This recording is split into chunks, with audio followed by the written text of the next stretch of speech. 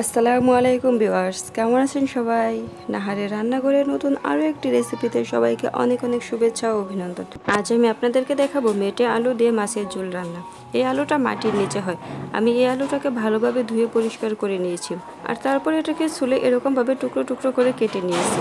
এই আলুটা বড় মাছ কিংবা গুছ দিয়ে রান্না করলে এটার টেস্ট অনেক ভালো আসে। আমি এই আলুটাকে হালকা ভাপিয়ে নিব। এই আলুটা হালকা ভাপিয়ে নিলে এর গায়ে যে পিচ্ছিল ভাবটা আছে সেটা আর থাকবে না, আর এর নিজস্ব একটা গন্ধ আছে সেটাও থাকবে না। আর এর জন্য আমি এখানে দিয়ে দিলাম সামান্য পরিমাণে পানি আর লবণ আর পানি দিয়ে এই আলুটাকে আমি হালকা ভাপ দিয়ে নিব। আলুটা ভাপানো হয়ে গিয়েছে। আমি আলু থেকে পানিটা ছাড়িয়ে ভালোভাবে ধুয়ে নিয়েছি।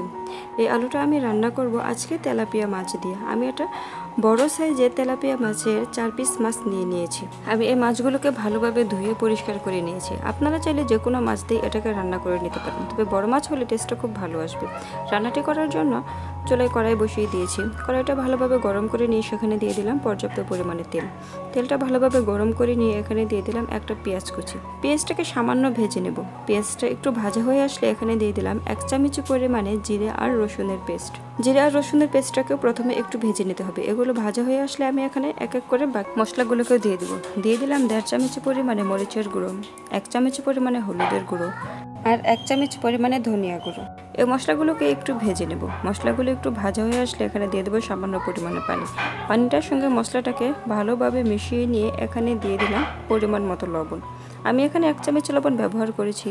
লবণটা রান্নার স্বাদ অনুযায়ী দিতে হয়। মশলাতে বলক চলে আসার পর আমি এখানে মাছগুলোকেও দিয়ে দেবো, যাতে মাছ আর মশলাটা একসাথে ভালোভাবে কষানো হয়ে যায়। মশলাটার সঙ্গে মাছটাকে প্রথমে নেড়েচেড়ে ভালোভাবে মিশিয়ে নেব। মাছটার সঙ্গে মশলাটাকে মিশিয়ে নিয়ে ঢাকনা দিয়ে ঢেকে দেবো 5 মিনিটের জন্য, যাতে করে মাছটা ভালোভাবে কষানো হয়ে আসছে।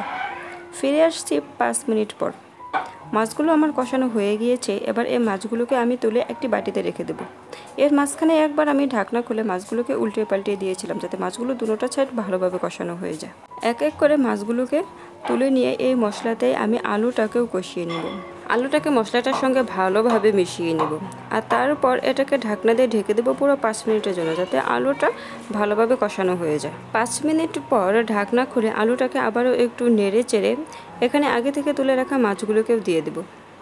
আর তারপর যে বাটিতে মাছটা আমি তুলে রেখেছিলাম সে বাটি ধুয়ে এখানে আমি তরকারির জন্য ঝোলটাও দিয়ে দেবো।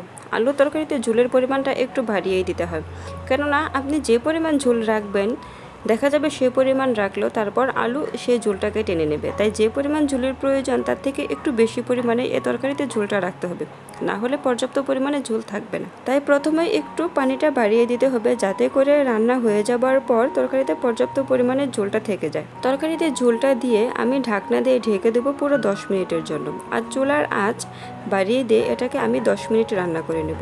এর মাঝখানে একবার ঢাকনা খুলে এটাকে একটু নেড়ে চেড়ে দেবো। আমার এই মেটে আলুর মাছের ঝোলের রেসিপি যদি আপনাদের কাছে ভালো লেগে থাকে তাহলে এভাবে বাসায় একবার হলেও বানিয়ে খাবেন।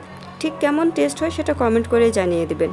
আমার চ্যানেলে যদি আপনি নতুন বন্ধু হয়ে থাকেন, এখন আমার চ্যানেলটিকে সাবস্ক্রাইব করে না থাকেন, তাহলে প্লিজ আমার চ্যানেলটিকে সাবস্ক্রাইব করে নেবেন। আশা করি আজকের এই রেসিপিটি সবার কাছে খুব ভালো লাগবে। রেসিপিটি ভালো লেগে থাকলে ভিডিওটিতে একটি লাইক দিয়ে বেশি বেশি করে শেয়ার করে দেবেন। আমার তরকারিটা হয়ে এসেছে, এবার আমি এটিকে নামিয়ে নেব। সম্পূর্ণ ভিডিওটি দেখার জন্য সবাইকে অনেক অনেক ধন্যবাদ। ফিরে আসবো নতুন কোনো রেসিপি নিয়ে। আল্লাহ হাফেজ।